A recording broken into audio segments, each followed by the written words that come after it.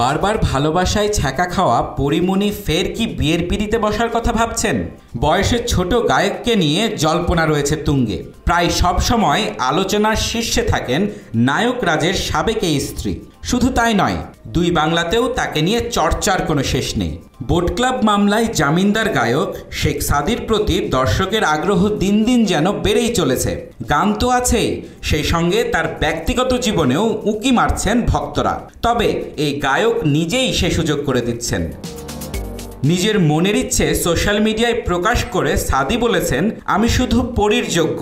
বেশ, আর যাই কোথায়। মুহূর্তে ভাইরাল হয়ে যায় পোস্টটি। একের পর এক কমেন্টে ভরে যায় ইনবক্স।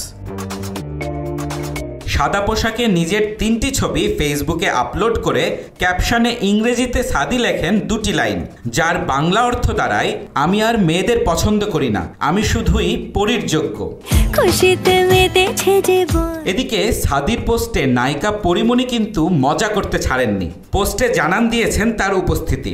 দরজার আড়াল থেকে উকি দেয়া একটি মেয়ে পুতুলের ইমোজি জুড়ে দিয়ে মন্তব্যের ঘরে লেখেন, ওহ। অন্যদিকে সাদির এমন পোস্টে ভক্তরাও লিখেছেন নানা মন্তব্য।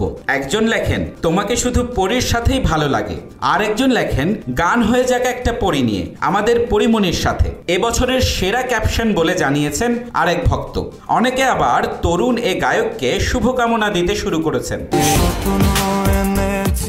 গ্রেপ্তারি পরোয়ানা জারি হওয়ার পর 27 জানুয়ারি আদালতে আত্মসমর্পণ করে জামিন পান পরিমণি। সে সময় আদালতের শুরু থেকে শেষ পর্যন্ত পরিমণির সঙ্গেই ছিলেন সাদি। তারপরই মিডিয়ার আলোচনায় পরিণত হয়েছেন তরুণ প্রজন্মের জনপ্রিয় এই গায়ক। পরিমণির সঙ্গে প্রেমের গুঞ্জনে শেখ সাদি বলেন, একই অঙ্গনে দীর্ঘদিন কাজ করার ফলে পরিমণির সঙ্গে আগেই পরিচয় ছিল। পেশাগত কারণে তার সঙ্গে আমার পরিচয়, মাঝে মধ্যে দেখাও কথাবার্তা হয়। এটা নিয়ে বেশি কিছু বলার তো কিছু দেখি না। রাকিন আফসার অর্ণব, খবর সংযোগ।